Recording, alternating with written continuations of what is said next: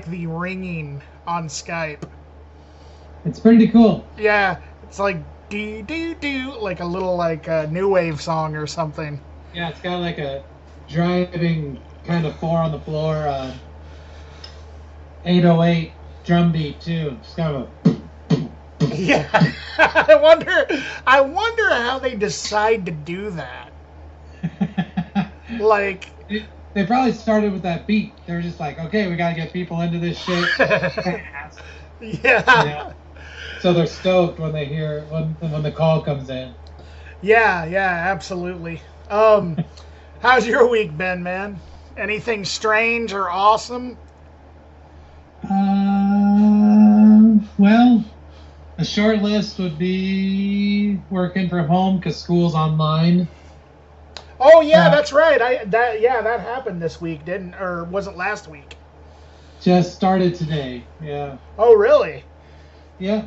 How do you feel about that? Uh, it's all right. I mean, I work in elementary school, so it's like you pretty much have to be within inches of the kids to do anything. It's like you can't just tell an 8-year-old to do something like they're not going to. So Right. kind of show them and stuff. So it was kind of scary to be in that situation, but um, also I don't know. You get like instant feedback and kind of feel like you accomplished something at the end of the day, which after a day full of Zooms, you don't necessarily feel that way. So Right. yeah, but overall good. Yeah. Well, I accomplished something this week. What happened? Well, okay, so you know those old like kind of weird like 1950s ads for things? Like, they advertise like, toys and stuff like that for kids, like and things that were like popular back in like the 1950s. Yeah. I discovered a new drink that my curiosity peaked when I read about this. It was this mixture of like milk and 7-Up. Have you ever heard of this? It does seem familiar. I don't think I've ever had it though. Well, neither have I. I didn't even know it existed. My curiosity got the best of me, though. There's like this. You can look it up on Google, and it's this big advertisement that it's like, do you want your kids to drink their milk? Well, here's a way. turn it into a delicious lambation by adding 7-Up. Like one of those things. Right. And so Wow. I tried it because I don't know. I explained it to like several other people, and everybody instantly just thought, "Oh, that sounded gross." Yeah. But in my mind, I didn't think it sounded that bad. I think it sounds pretty good. Yeah. And so I tried it. I don't drink a lot of soda these days, and when I do, I drink the zero sugar stuff. Yeah. And so I got like some diet 7-Up, like a 20 ounce or something, and I did half milk because the directions specifically say half and half, don't stir. For some reason, it specifically doesn't want you to stir. I don't know why. And so I tried it, and I gotta say that I was pleasantly surprised. Before I did it, I was like, looking at videos on YouTube, just to see other people's reactions. Because if everybody said that it was gross, I wasn't gonna do it because in this situation, I wanted to be a conformist. Right. So Makes sense. but everybody was like, kind of like their reactions were like everybody who I found on YouTube that did it, their reactions were like, it actually is not that bad. And in fact, it's one of those things that gets better with each sip. So I tried it, and dude, like I gotta say, it's interesting. I've actually done it a number of times since then. And because like each time I'm trying to convince myself that like I was lying to myself that I actually kind of like it, you know? Yeah. Like it's one of those things where it's like there's no way this was actually as good, and no way it's actually as good as I thought it was going to be. And as it turns out, it keeps getting better each time I do it.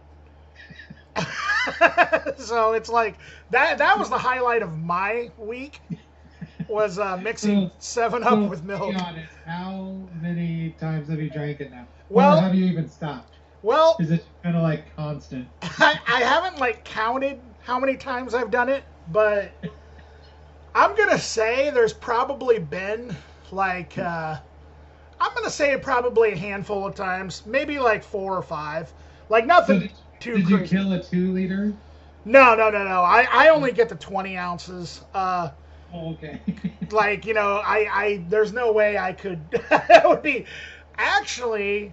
That might be an experiment to try. Fill half a 2-liter when it's done with milk, and then go around and tell people that it's this weird new kind of Sprite. Yeah. I'm kind of surprised. Apparently, this was like actually a thing, like a thing that parents did to their kids in the 50s. I'm kind of surprised that.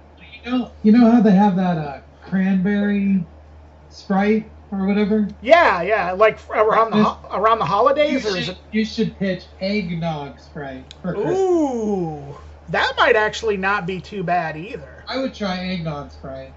That's crazy. I mean, because eggnog's another one of those things that I thought that I hated before I even tried it. It rules. I love eggnog. It's one of the best things ever, but it's so bad for you, though. Yeah, I only have it once a year. Yeah. That's enough. It's even better if you have it homemade.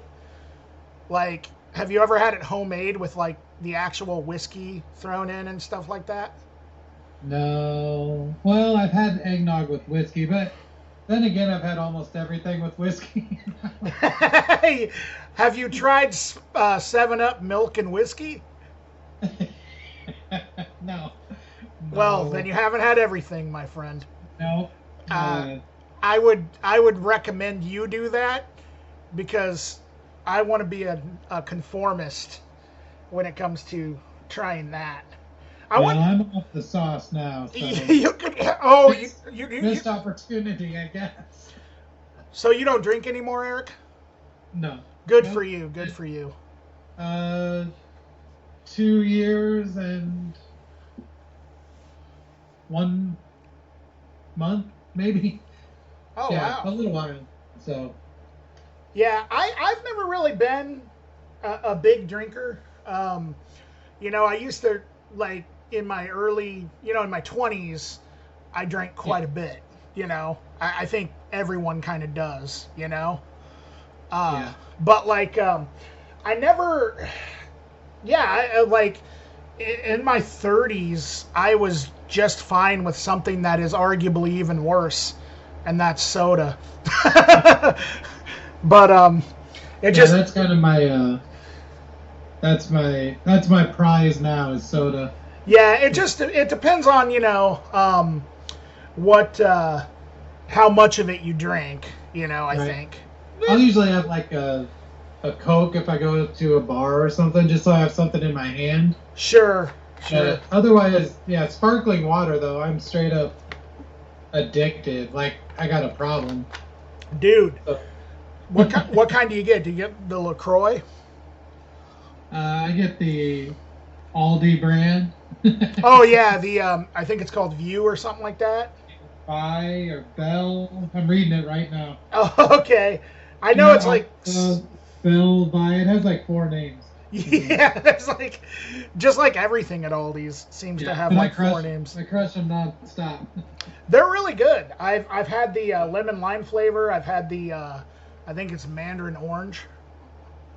Oh, that's good. Yeah, I usually get plain now. I just take it straight. It's like black coffee. You know? Yeah, one of the things that I like to do with those too is maybe add just a splash of like orange juice or something like that to it, and it makes almost like a natural soda.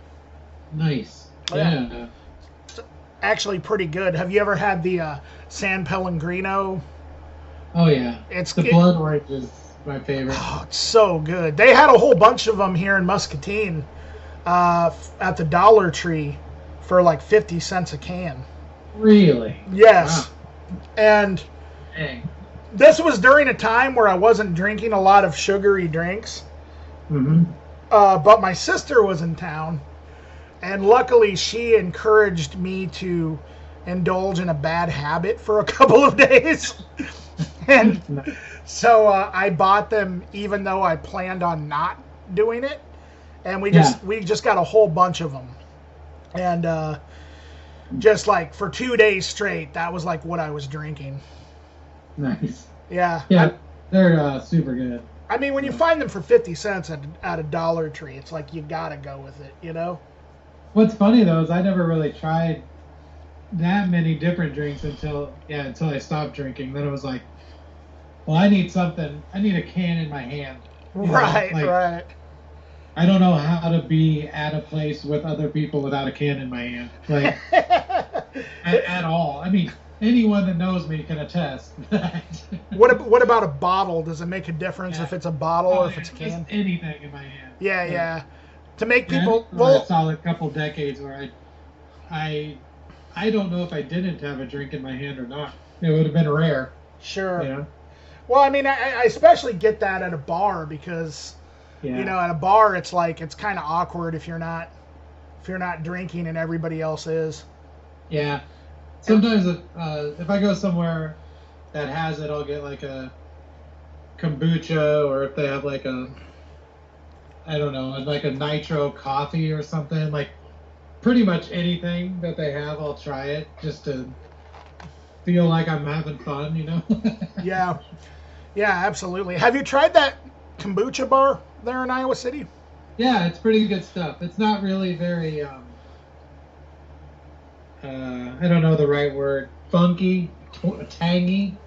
Like it doesn't have that vinegar element to it that a lot of kombucha does, which I kind of like that, but I think other people probably like it a little mellower. So I think that place kind of caters to that.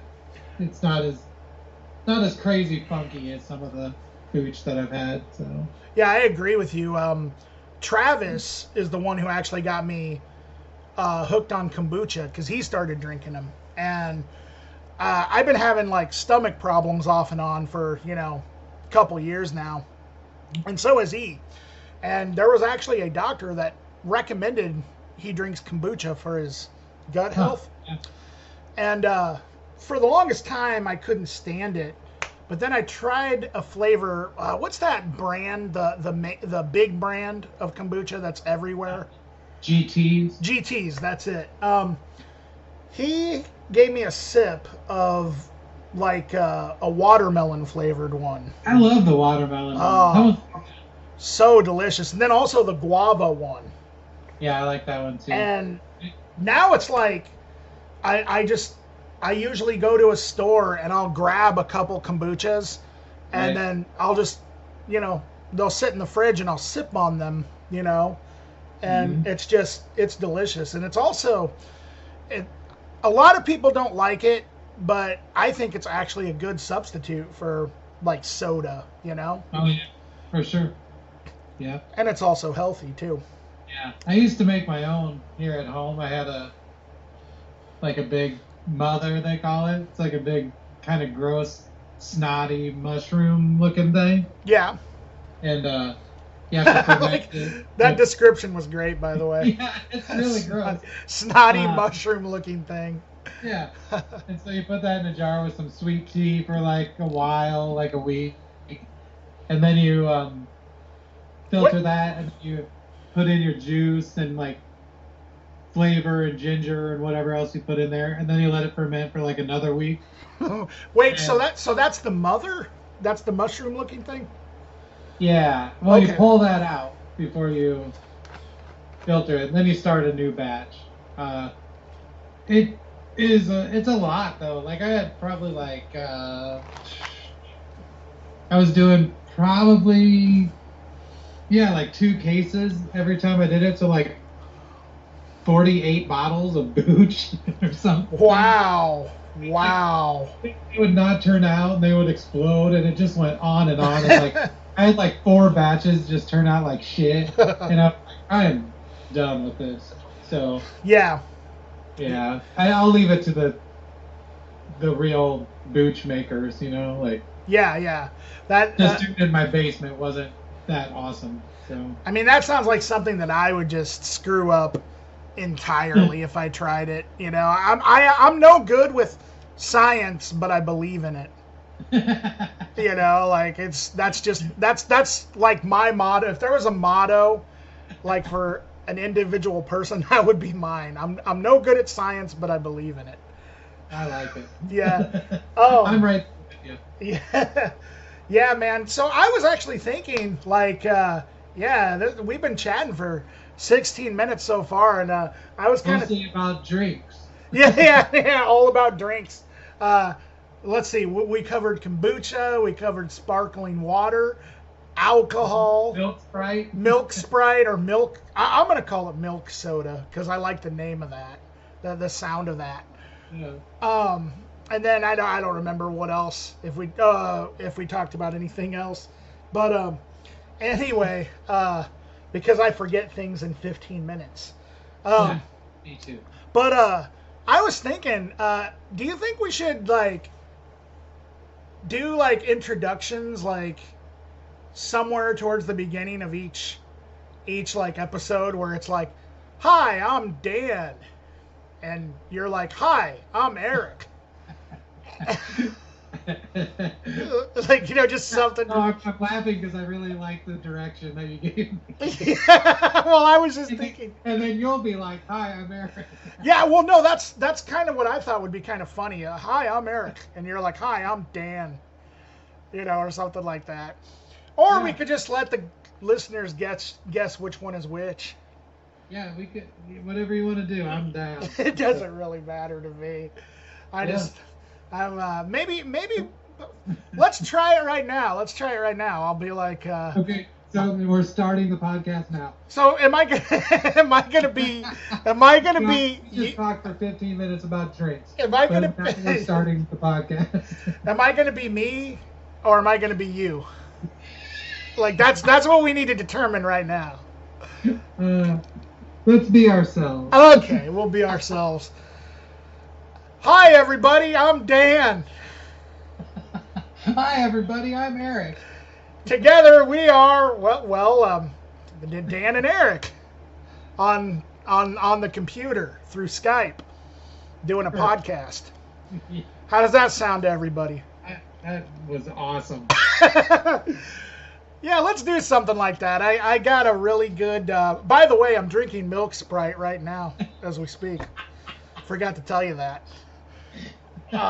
This time I actually mixed it in the bottle though, not the glass.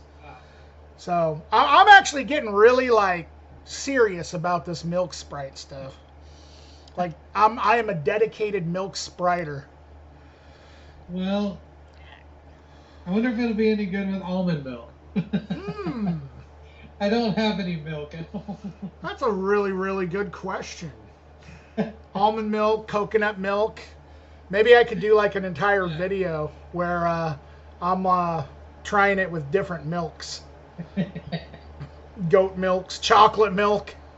I'm going to start the only vegan milk Sprite company. There you go.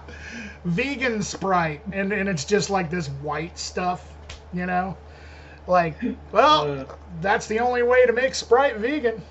Oh, I did hear, though, somebody told me a long time ago when basically everybody was turning straight edge and or vegetarian for the longest time before everybody went back to doing drugs.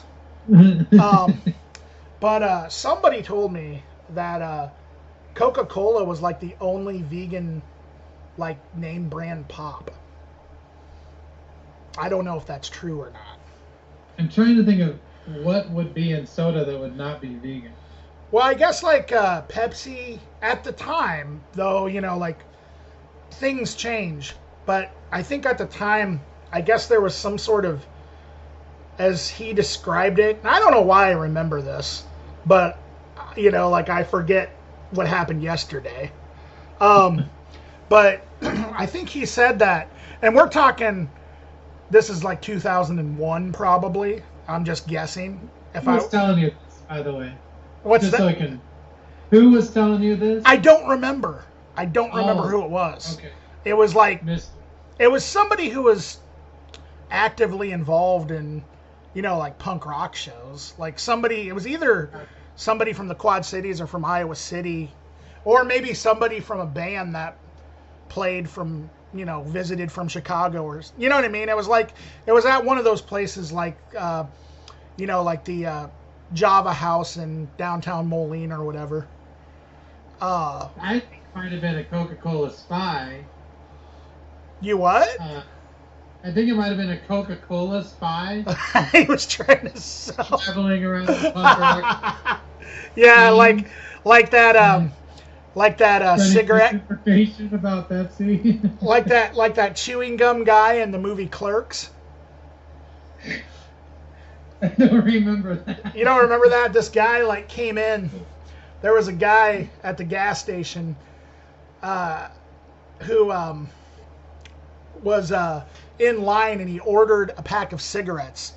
And this guy behind him was like, "Are you sure?" And he's like, "Am I sure about what?" He's like, "Do you really want to buy those cigarettes?"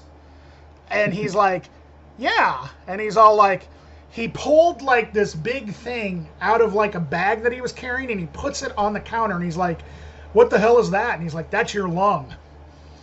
Like, that's what your lung looks like from all the years of smoking." And he's all like, "Really? Oh, fuck this." And he like, he's like, "I don't want to buy these cigarettes, And then he's like, "Here, try some chewing gum instead." And it was like Chuli's chewing gum or something like that. Like, I don't remember.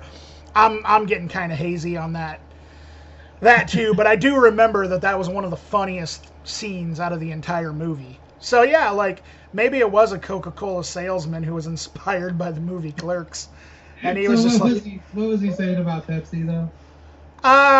He said that Pepsi had some sort of dairy byproduct in it.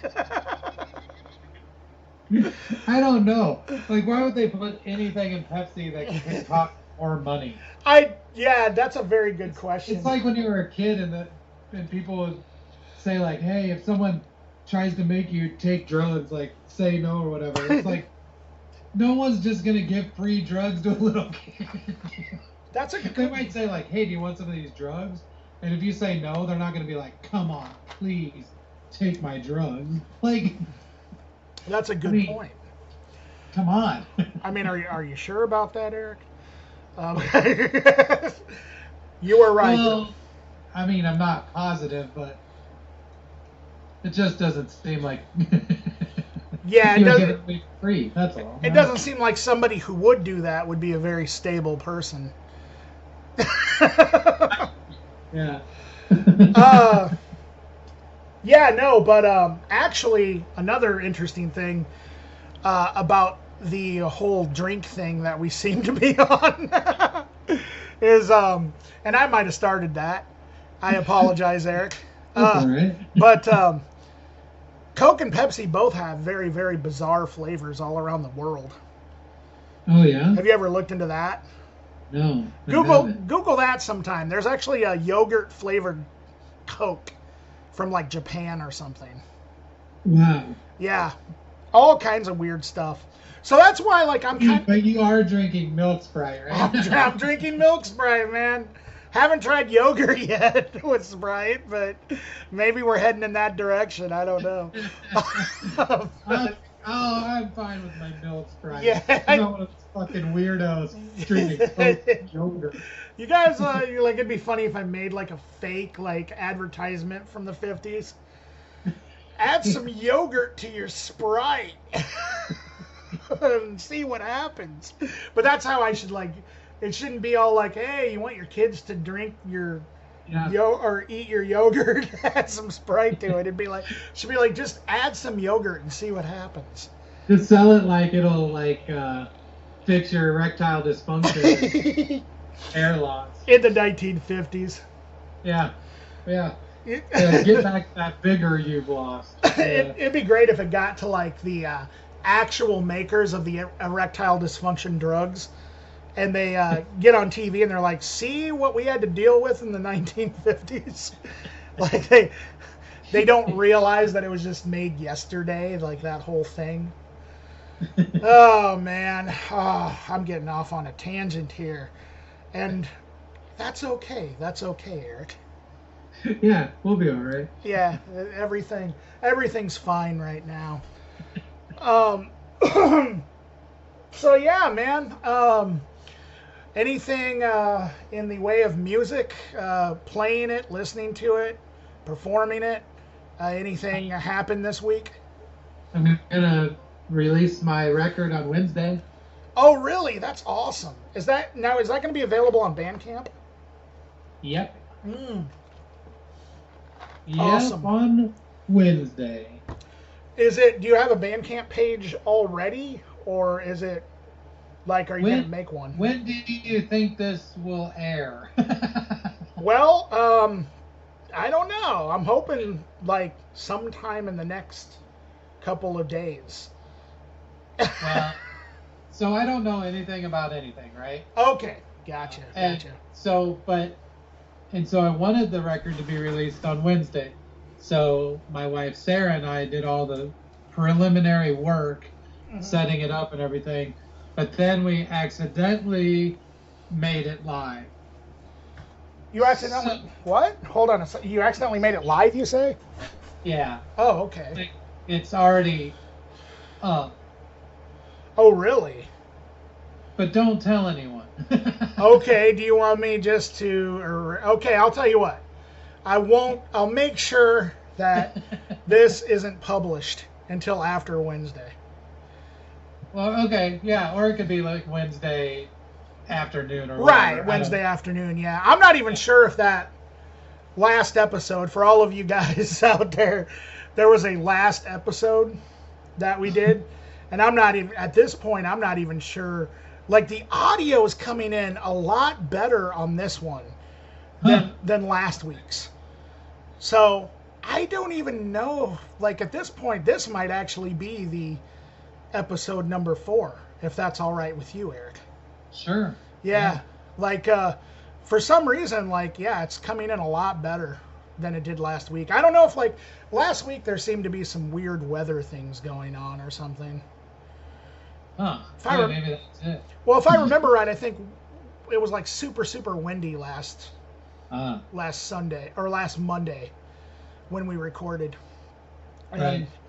so, and we live out in the middle of nowhere, and our internet connection sometimes is just shit. Gotcha. So that could have been part of it.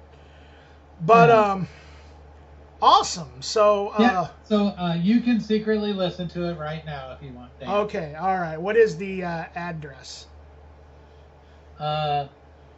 Erik Whitaker. .bandcamp. .com. Okay, all right. I didn't know if like it. I literally read that off of my browser. I wasn't trying to be a smart ass. Oh, okay, all right. Well, no, I figured not. But you know, sometimes like people release albums on like, say, like a label's Bandcamp or something, you know, or like, right. Sure. What's that? I said, yeah, that makes sense. Yeah, so like, you know, I didn't know if like maybe I don't know. I keep changing my performer name because I was doing albums under the name The Outer Head for a while, like solo stuff. And then I just decided to change my name to Dan the Ruler, which you probably know about.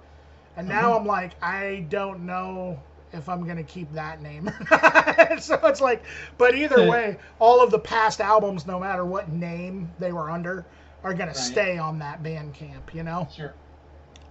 But yeah. So you say you got 2 albums coming out then? No, just one. Oh, just one. Okay, all right. Yeah. I must have misunderstood you. Well, that's exciting. I think I know what I'm gonna do when I get done recording this, Eric. Yeah, you'll be like the first person. Awesome. I'm number one. Yeah. They do say that you can't get any better than that, right? I mean, I guess. I guess, yeah. I mean, they're well. I mean, they keep telling you that anyway. Whether or not it's actually true. I guess I'm going to test that theory tonight. Yeah. Yeah, let's see. I don't know. We'll see what happens. If you don't like it, just don't. I mean, just don't let me know. It's cool. Like, if I just don't hear from you about it, then I'll just be like, Dude. okay, great, cool. You almost made me spit my milk Sprite out on the computer when you said that. Ugh. I'm totally serious. No. I know you're serious, but just the way you put it, like. I just don't want anyone to tell me they don't like it. I know you're being serious. I hope it doesn't offend you that I also kind of find it funny. A little bit. I don't know. I find it funny too. Okay, all right. No, I'm actually the same exact way though. Like, I think like that's a thing with like artists in general. Honestly, like, I think like, on kind of a serious note about that. Yeah. I think that most artists will say that they don't care what people think because they want people to think that they don't care about what people think. Right. But then, like, when it comes down to it, like, it really is like very like they don't want to hear if somebody doesn't like it. They don't want to hear somebody shit all over something that they put their heart and soul and time and energy into. Yeah. And that's because that is really disheartening. It's like, I've never really, I gotta say, I've been kind of lucky with that. Like, I'm sure that there are people that just absolutely hate what I do, but like, I've never really had anybody like totally shit on like anything I've done, I guess. But I've had people kind of be like, well, your timing is off there a little bit. You know what I mean? Like, so they shit on it in the nicest way possible. Right. And on a technicality too. Right, exactly. Yeah, on the technicality. All you're saying is you love it, except for this one technical aspect. Yeah, this one technical aspect, and then miraculously there's like 20 other technical aspects that they're not necessarily crazy about. I mean, right, yeah. And it is kind of like, I mean, just those alone were just enough for me to be like, well, shit. Like, I started to get paranoid when I listened to my music. I'd be like, listen back to my music. I'm like, wait a minute, is he right? Yeah. You know what I mean? Yes. It's hard. I've always had the concept of a band to fall back on. Like, even if I was the main songwriter in a band or contributed, a lot of the songwriting in a project or whatever. Yeah. Like, having other people there, it's a buffer, I've never just had my name on something before. So, right. Like, that's kind of, it's kind of terrifying, to put it lightly. Like, it's strange. I don't know. Like, I think it's good. I don't think people really are going to hate it. It's not, if they know anything about me or have ever heard me play or sing ever, they're not going to be surprised. But I think it's just like the fact that it's not a band that it makes it a little scarier. I don't know. It's weird.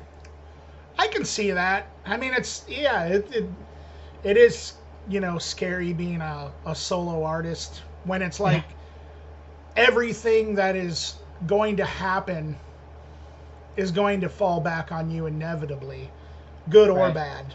You know what I mean? Yeah. Yeah. And I was really tempted to use like an umbrella name, like just a name. I don't know. How it is. People that are just one people, but they have a like a band name kind of name. Yeah. But then I was like, well, then you're just gonna at some point have to come out and use your real name anyway. So you might as well just use your real name. Yeah, everyone's gonna know it's you at some point, you know? Yeah. I mean, So unless you can find a way to be completely anonymous in this world, which is very, I mean, I think it's probably, well, it's definitely, I think, probably much more difficult to do than, say, when the Residents started out. yeah, you have to definitely.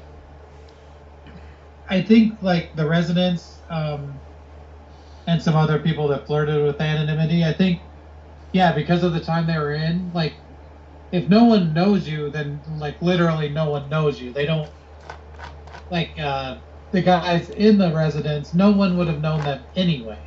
Mm-hmm. So like their anonymity only consisted of not putting their name on an album. Right. You know, and so even though they use fake names anyway, but like Chuck Bobuck is not that guy's name. Right. So, right. But now it's like to spread that information and to get it out there, you have to utilize technology that instantly tracks where you are, who you are, links it with other emails, Facebook accounts, all that stuff. Like you really have to anticipate a lot of ways of people figuring it out. Well, yeah, and you know there are so many people that are good with computers nowadays that they're, you know, if you have some sort of website that is dedicated to whatever project that is maybe anonymous or trying to go with the anonymity thing, that at some point somebody is going to be able to hack it and figure out what computer everything is coming from and whose computer it belongs to, unless somebody is insane enough to go to the library every time to do their music stuff. Right. You know? Yeah. Which I think that it's would almost like you'd almost have to take it out of that digital realm to even come close to accomplishing it. Yeah. You know? Yeah. I was gonna say that that would be a great story. A musician who does everything on a library computer. Yeah. Like, you know, it's like that would be an interesting bio. that might get you some shows in the future. Yeah. If COVID allows it eventually. Yeah. I'll be there as soon as I check out the library and print out these map quests and like, you know, you have to do all your booking there in the library. And that's actually really how it was, though. Oh yeah, yeah. We toured. I was in this group called the Heart Attacks. Yeah, I remember that. That was a long, long time ago, and we seriously did have to go to the library in basically every town we stopped in to get the address and set up more shows and make contact with the booker and all that stuff. Absolutely. Pretty sad, but also, I don't know, like, obviously as an old man, I'm gonna nostalgia it up and be like, it was awesome. Yeah, we actually had to work for the things that we did. Yeah, I mean, it sucked, but it was all right too. Like, at least we were out there doing it, you know. Like, can't even play a show now, so. Yeah, that's true. The idea of just getting in a van and seeing what happens is freaking alien now. Where's book your own fucking life now? Yeah. Because I'm booking my own fucking life at home every day now, yeah, motherfuckers. Right. Oh, jeez. Yeah, no, that's the one band that I toured in, Girls of Comanche, back in the early 2000s. That's what we used, was the book your own fucking life. Oh yeah, it was a great resource. It was, and it's just weird to think that at one time, like, it was email or call these venues and hope for a response, but the response could take up to 2 months. Yeah. Whereas, like, now it's like all you got is Facebook. Right. Well, that's not all you got. Instagram and Twitter and whatever else. And usually the places will respond within like 2 minutes, or 2 hours, or it's definitely a weird thing. Like I said, this is, of course, assuming that this is in a pre-COVID world and hopefully a post-COVID world. Although I guess there have been some shows going on. Did you hear the CDC apparently released that it is considered safe to have indoor shows now, or indoor concerts? Like, have you heard anything about this? No, I have not. I mean, this was a couple weeks ago. I heard we're not even supposed to have Thanksgiving. It's very strange. It's like we're not supposed to have Thanksgiving, but apparently I'm gonna have to do more research, because there is a possibility that, like, I don't know about that. I've heard of shows happening outside, and I've heard of some shows happening where there's like a performer, and then there's maybe like 5 people at the show. Yeah. But I don't.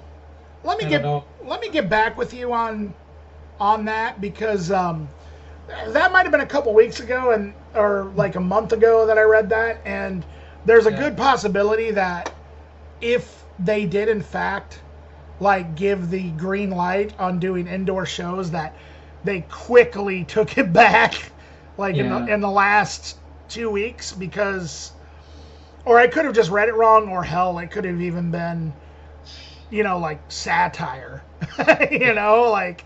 It could have been something like that, and I could have just been totally. It was a Hard Times article. Well, if it was Hard Times, I would have known it was Hard Times. Because Hard Times is great. Oh my god. Crust Punk shows totally safe for crust punks. Was that a headline? No. Oh, okay, that would be a great headline though. Oh man, there were so many good ones, but I've forgotten all of them. Like recently, they've been really killing it. My favorite one is area man insists scene died when he stopped going to shows. That's real. That's some real shit right there. I think we've all been that guy at one point. Yeah. You know what I mean? Because I've definitely said stupid shit like that. No, there are no fucking bands anymore. Yeah. Where the fuck's all the bands and music? Not like they used to be walking right next to a 6-band flyer. Right. Yeah, but it's like, you dismiss it because you're like, whoa, those are fucking 18-year-old kids probably, or whatever. Yeah. They don't fucking know what punk is. Yeah, that is... It is hard being the 45-year-old dude at the basement show. It's not awesome. No, absolutely. Just telling anyone who's listening who's 24, 25 right now. Well, I played a show with my last band, and it was in the Quad Cities, and it was a great show, and all the bands were awesome. Mm-hmm. But I was 36 at the time. Yeah. And my this was Abnormal Man, so Jeff and Luke. Yeah. Jeff, I think, was 20. He would have been like 27, 28 maybe. I think Luke was maybe 24. Right. And then everybody else at the concert were no older than probably 17. Wow. And I just remember thinking to myself, I had that moment where I was like, okay, this is an awesome show, and the bands were great. I mean, they were all like high school kids, and they were all like really obviously influenced by good stuff, you know? And they were all super nice kids. But I had that moment where I'm like, I'm 36 years old. Yeah. And I'm the only person over the age of 30 in this entire fucking place. Right. That was really, really fucking, like, seriously, I was just like, whoa. And it was one of those moments, I think I was playing when I had that moment hit me. For sure. It's just, moments like that are so bizarre when you have those realizations. Yeah, I think the only solace in it I take, or I guess maybe a better way to say it, is how I don't lose my mind and just never go to a show again.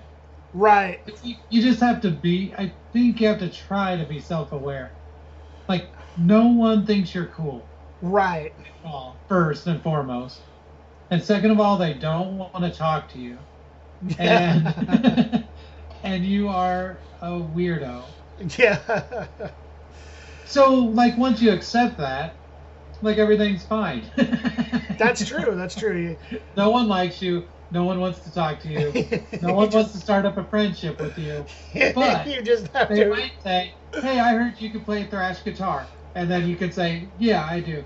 And then they're like, "Oh, let's play in a band," But we're not going to be friends. Yeah. That's Like, you just have to accept that that's the way it is. That these aren't your people by lifestyle anymore. These are your people by interest and default.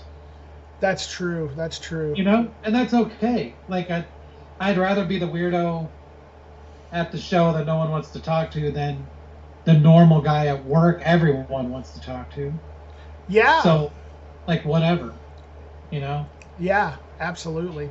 Yeah, there comes a point where if you're that guy who's trying to do the whole lecture every young kid about the scene, Right. it just becomes like super super cringe, you know?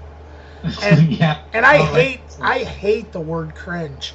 That is one word that I absolutely hate. I can't believe I just said that. But you meant it. I did mean it because I couldn't think of any other way to. I guess pathetic would have been a more Dan Orr way to explain it, you know. But yeah. No, there's something about the word cringe, man. I don't like it. I mean, I don't like things that are cringy, but the word cringe itself, I don't know. I don't know what it is about that word that I don't like.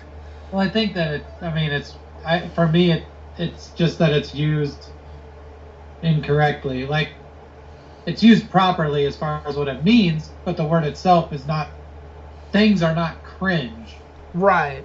They are cringe-worthy, or even cringy, I guess you could say. Yeah. It's kind of like when people say aesthetic in a way that, I don't know. Never mind. I'm not going to go off on how young people talk. That is literally the thing we were just talking about being cringe. we make like a list of like all the things we've heard young people say.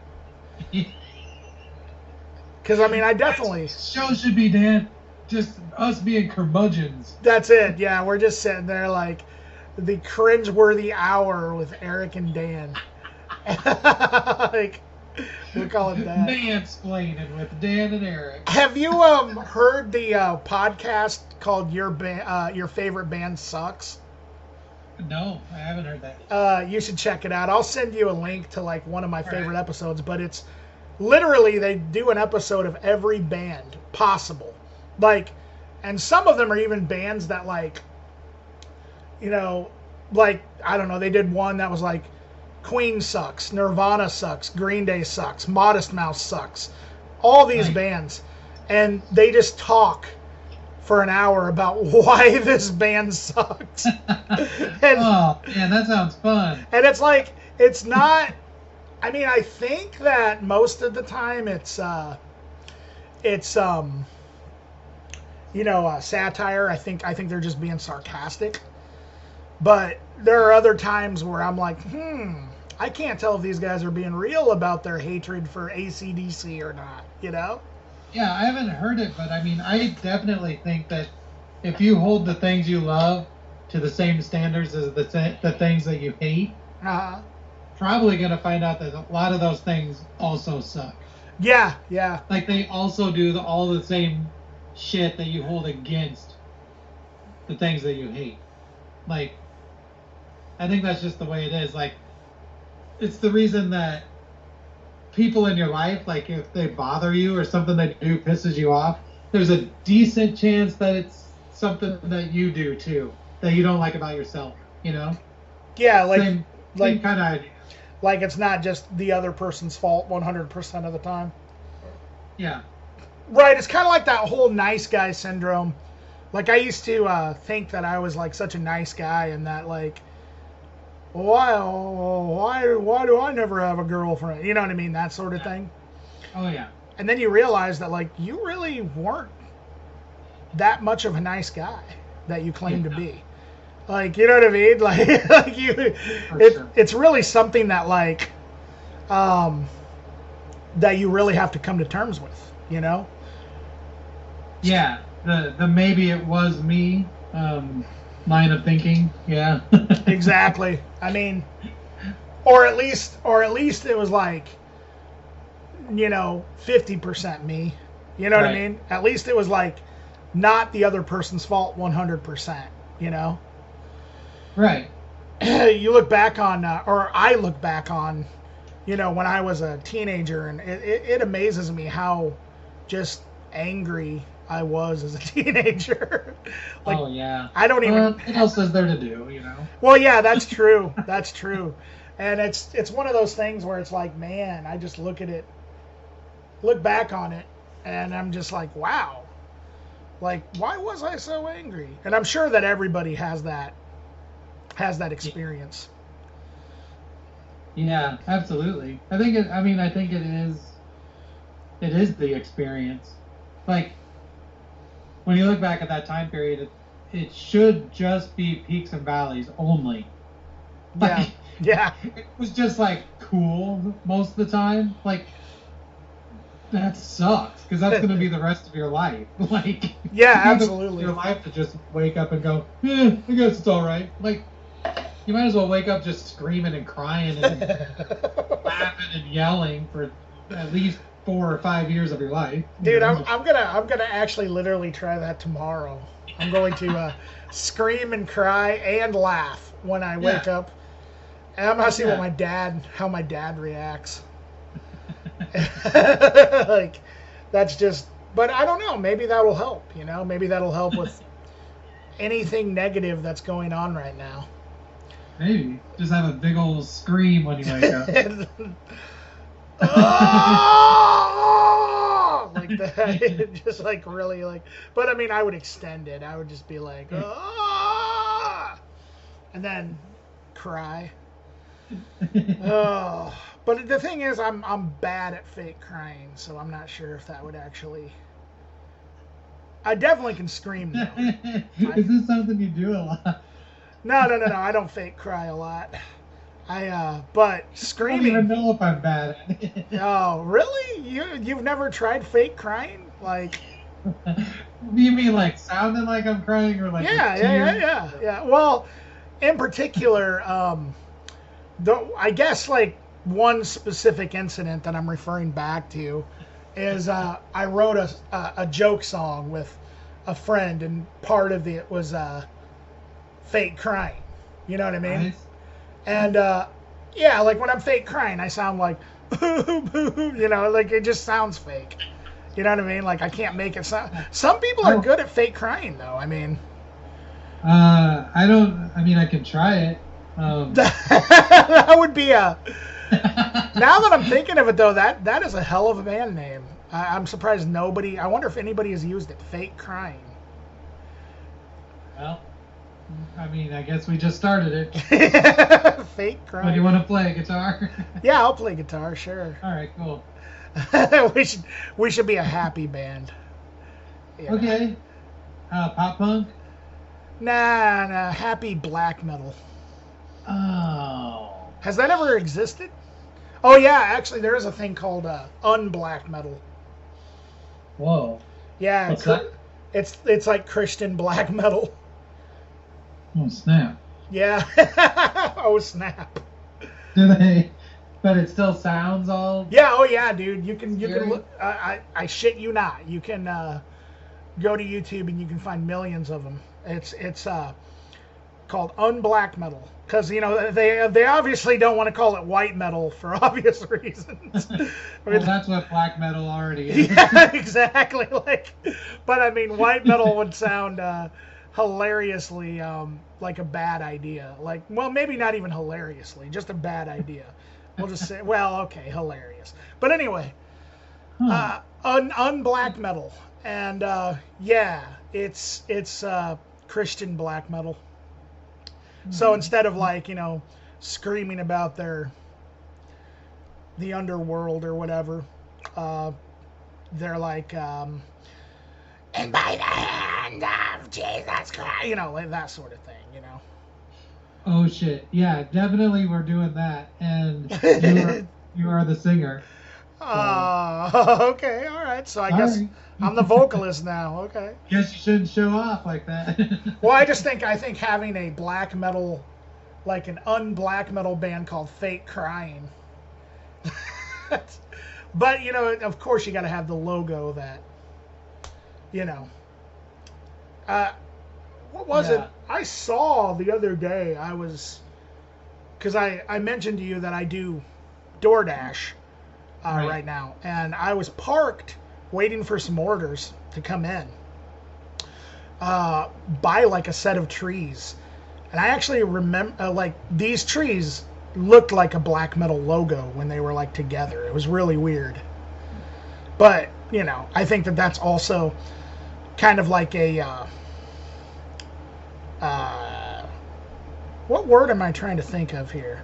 That's like a common thing that people always say, is that like a whole bunch of trees Right. like look like black metal logo. Well, I shit you not. This actually looked like a black metal logo. Like I could have seen it like on a, you know what I mean? Like I don't care if that's like, like a common thing, and like I'm not trying to say it to be funny or whatever. It's like it really like I looked at it for Right. like 4 or 5 minutes, and I'm like, yeah, that like And then you finally figured it out, and it said fake crying. yeah, dude. So that's why we're calling it that, because the I used to trees. think that black metal logos are like kind of silly for that reason. Like, no, you can't read them. Right, right. But then I realized like that's not really how it works. I'm probably wrong. Someone will tell us. But now I think it's like you have to find the band and get into them and see their logo, and then you know that logo, Oh yeah, right? yeah, yeah. And then but that's kind of cool. Like if no one else can read it except the people that are into it, like that's pretty amazing. It's like guerrilla marketing. Like Well, everything about black metal, at least in the early days, was about basically that. It was like anti whatever the fuck was going on. kind of trying to be elitist, sort of. Trying to be elite. Well, Yeah. I would say it probably wasn't even trying in those Right. days. Right. But like, yeah, no. And so it makes sense that, they would just snap like these grimy black and white photos of them in corpse paint. Some guy looking like he's about to get attacked by a pack of wolves, and he's got his like hands out and everything, and somebody who you would just shit bricks if you ran into him like in the woods, like Right.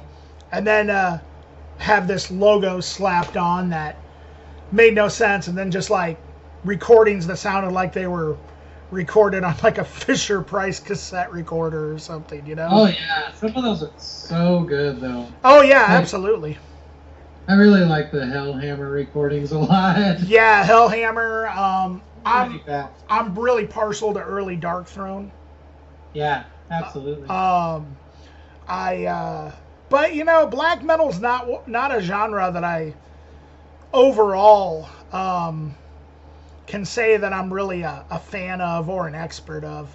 But there's Right. there's a Sure. few artists that in that realm of music that I do really like. Dark Throne is probably my favorite out of Yeah. all of them. I mean, me personally, some of that early Emperor stuff is pretty cool.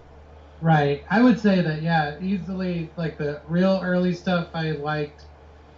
But then it feels like it sort of became, I don't want to say homogenized, because it never really uh, was more palatable. It just became really similar all the time. It felt like. Well, I think So I didn't really. If once I couldn't tell one band from the other, I kind of just that's when I stopped. You know. right, exactly. Yeah, and I think like that all kind of started with like, you know, Cradle of Filth, Dimmu Borgir in the later years and stuff like that. Because then like now it does seem like every black metal band has to have like the really symphonic keyboards and everything, you know?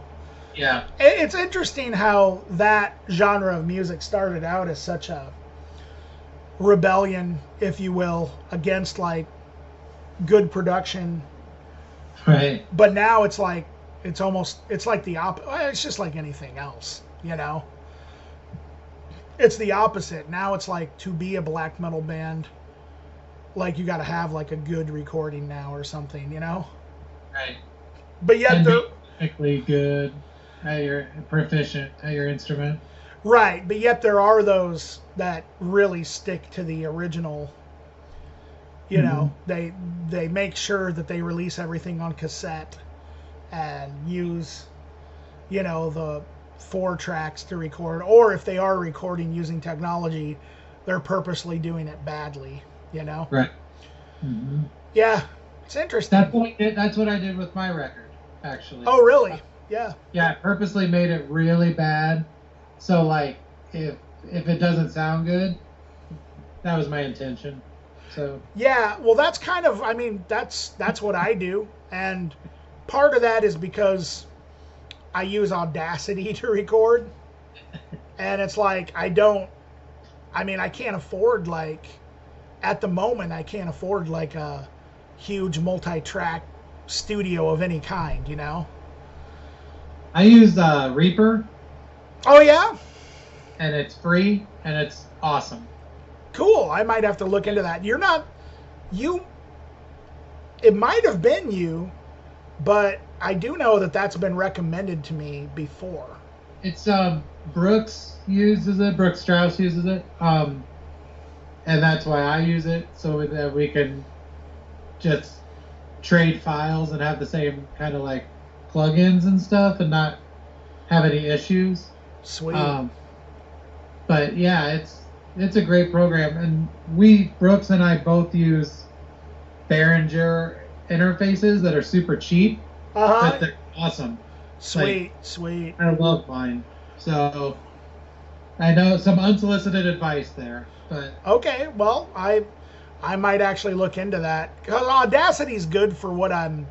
But like part of what I was gonna say is, you know, part of that is my inexperience with recording.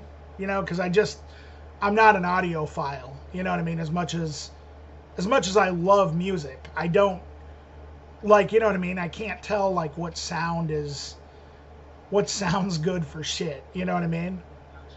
But part of that is also I have an appreciation for the lo-fi sound anyway, you know? So part of it's on purpose and part of it isn't. You know what I mean? Like, but it's all just how it goes. But I might actually look into that to the Reaper because I've been kind of thinking about maybe trying a different type of recording program. I think it's pretty. Excuse me. I think it's pretty easy. Anything that I ran into, there were a couple things I had to reach out to friends to ask, but there's like a billion tutorials. Yeah, also. yeah. So you can just type in like how to blank in Reaper, and you'll find 10 videos. So Cool. a lot of support out there too. So cool. I may have to. But I was actually lying. I didn't make my record bad on purpose. I was just trying to cover my tail in case someone hated it. No. That's funny. Yeah. I was just being preemptively defensive. That's all. Okay, gotcha. My stuff is bad, 50% on purpose and 50% not on purpose. So, but it's 100% bad. It's 100% bad. No, I'm actually really excited to hear your album, Eric. Like, Well, thanks. I You'll be mean, the first one. Don't tell I anyone. mean, the thing is, I won't tell anyone. Wednesday to say anything. I won't. I won't. But the thing is, I mean, dude, like, come on, you know that I've been a fan of like pretty much everything you've done since I was in high school, you know? Yeah, well, thanks. And it's like, based on everything that I've heard before, whether it's the Gimpy CD or your time in the old Scratch, you know, Lowest Voltage, although Lowest Voltage you played bass in, you didn't really sing in. Did you contribute a lot to the songwriting in that? In Lowest Voltage? Yeah. Yeah, quite a bit actually. Okay, all right. So, I would say that Brad, the drummer, and I, yeah, I would say we work out most of the music. Okay, so the rhythm section wrote most of the music. Yeah. That's awesome. So yeah, dude, Eric, man, like, I pretty much already know in advance that I'm gonna love it. You know, like, I'm super stoked to hear it. Like, hearing a solo record from Eric Whitaker, like, and I'm not saying this to blow smoke up your ass. You're one of the reasons why, like, I got excited to like play music like in Muscatine, you know what I mean? Like, so yeah, you know, it's just, so I'm super stoked about it. Like, all joking aside, you know. Awesome. Well, So thank you. I can't wait to hear it, and hopefully COVID will go away at some point so that maybe you'll get to perform stuff live. You never know. Maybe. COVID was not the issue with me performing live. Oh, I'm sure. You know. I haven't played a show in like 5 years anyway, so. Really? I mean, as myself, you know. Oh, okay. Well, all right. Well, I played with other people. I guess I didn't even. Yeah, I guess I did know you played some shows solo. Yeah, usually about once every 2 years. Okay. But sometimes it can be up to 5 years, or Okay. maybe like twice in 1 year, maybe once. I don't know. Wait. Duh. Actually, what am I talking about? You did play that solo set at the Hage Fest. Oh, right. That one was a little different. That was right. Well, because Tim and I were friends in high school and stuff, I actually did a set of all high school songs I had written in high school. Yes, yeah. So, like, you didn't really do anything, like, new or anything there. Yeah. I did an NXS cover.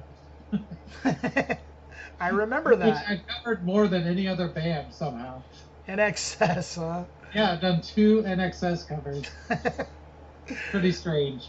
It is strange. It is strange. But at the same time, I kind of hear it oddly fitting, too. Yeah, they had some good songs. Yeah, I never really, other than the singles, never really heard anything more from them. But I could say take a deep dive. What did you tell everyone to listen to last week? You told them to dig in with some terrible, shitty band. Did I say that? Yeah, it was like Nickelback. I said Nickelback. Yeah, you told everyone to listen to Nickelback's deep album cuts. Oh yeah, no, I didn't tell everyone to listen to it. What I said, I think what I said, and I don't know, maybe I did actually say that. I can't imagine that I would say that with any seriousness. I'll have to listen back, but I think that was a direct quote, actually. What I heard was somebody told me that their non-album singles are, like, in some cases 100% better than all of their singles. Okay. And maybe I said that. I don't know. Maybe I said that kind of sort of saying that, or maybe that's like what I meant. But I couldn't imagine recommending that because I've never done that, nor will I ever. Right. But sometimes we. There's a chance that I'm just lying too. So. Well, I think. Well, what I mean is, I have a memory of it. Yeah, I yeah. Can't trust my memories. Well, I think you're right though. Now that you mention it, maybe that's the reason that I'm not gonna air that episode. Maybe that was actually like some sort of like spirit just fucking with the computer, being like, nah, you don't want to put this one out. You're recommending people fucking Nickelback. Come on, Dan. No, somebody told me that Nickelback's deep album cuts are like supposed to be like much heavier than like the shit you hear on the radio. Okay. But I didn't take your advice though. I did not listen to Nickelback this week. That's great because I'm not even gonna take my own advice on that one. But yeah, so that was definitely like a misfire on my part. If that actually, I think you're right. I think I did say that. Like, but you know, you said what you just said, and I interpreted it as you telling everyone to listen to Nickelback. In my mind, I was probably thinking, well, if you want to prove, if you want to find out for yourself if Nickelback's deep album cuts are not as bad as their singles, right? Then you know what I mean. But I might have just been like, so yeah, go ahead and dig into Nickelback's deep cuts, you know, discography. And this week you're telling everyone to drink milk Sprite. Yeah, drink milk Sprite. I will though be 100% serious about a band's discography right now though. Okay. Fugazi. Oh, right. I forgot to get into them. Dude, I started to, and I really liked it, and then I forgot. And then you forgot to get into them? Okay. Yeah. That's one that I am going to recommend, Eric. All right. I'll get into it. And if you want to actually check out Nickelback's discography, I wouldn't be mad about it. You know, I wouldn't be angry. But I might. I would like you to tell me what that experience is like. I feel like I didn't have time for Fugazi. If I make time for Nickelback, like there's issues. That's a good point. Yeah. Which one is it going to be, Fugazi or Nickelback? Oh. Would you rather? Would you rather? Would you rather of Dude, all time? That might be a good segment. Would you rather, Fugazi or Nickelback? You know what though? Things that I really love, if I've heard them too much, I might choose the terrible choice. Yeah. Yeah. You know? No, like yeah, if totally. Hootie and the Blowfish or the Violent Femmes. I might choose Hootie because I've already heard all of the Femmes like a lot of times. Exactly. So, you know, this might be my opportunity. Sure. Probably not Hootie though. Like no one would say that. Like no. That's too much. Come on, guys. Yeah. Hootie and the Blowfish rude. And the Violent Femmes. Does Hootie and the Blowfish even exist anymore? I don't know. Did they exist in the first place? Yeah, that's true. They probably shouldn't have. It seems like I remember things. But yeah. Yeah, I think absolutely. It's one of those go-to things to say Hootie and the Blowfish. It's like it's not even really a thing anymore. It's just like the example. It's like if someone were going to make fun of... Well, yeah. It's like just saying tofu. I don't know. Like when you're talking about health food. It's like it's the lamest, most obvious example of something. That's what I did with Hootie right there. So there you go. I take it back. I'm sorry, Hootie. Yeah. You're all right, Hootie. You're all right. Tofu, man. Yeah. I've never actually really given tofu a chance. I have tofu all the time. I love it. Do you really? Yep. Are you vegetarian? Pescatarian. Pescatarian. So, like hated by all, respected by none. That's what pescatarian gets. Now is that somebody who eaters are like, what the fuck, and vegetarians are like, okay, whatever. Like, is that pescatarian? It's not even a thing. It's somebody who eats fish, right? Am I wrong? Okay. All right. So you eat fish, but you don't eat like red meat. Yeah, or chicken or turkey or pigs or that kind of stuff.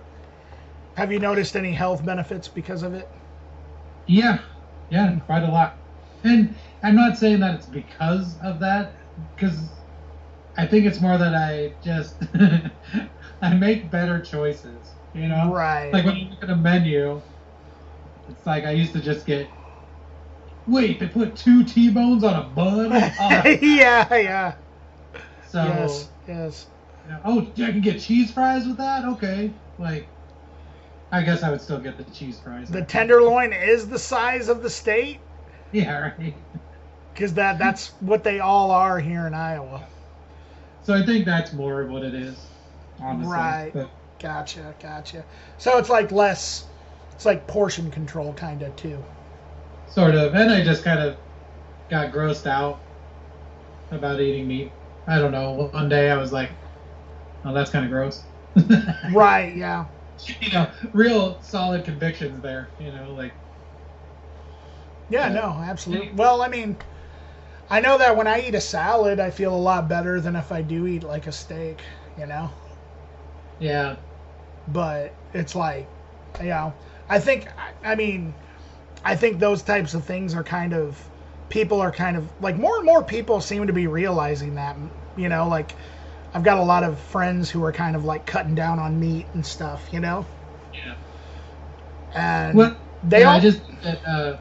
we were kind of convinced that, there's only one way to get good protein. And, I think people are starting to realize that's not really it, so. Right, yeah, absolutely. I mean, there's protein in just about everything, so. Right. Milk Sprite. Even Milk Sprite. Yeah, I was going to say Milk Sprite has it. Hell, I think even Sprite. Let me look on the bottle here. Oh, no. Milk Sprite has it. Sprite has protein 0 grams.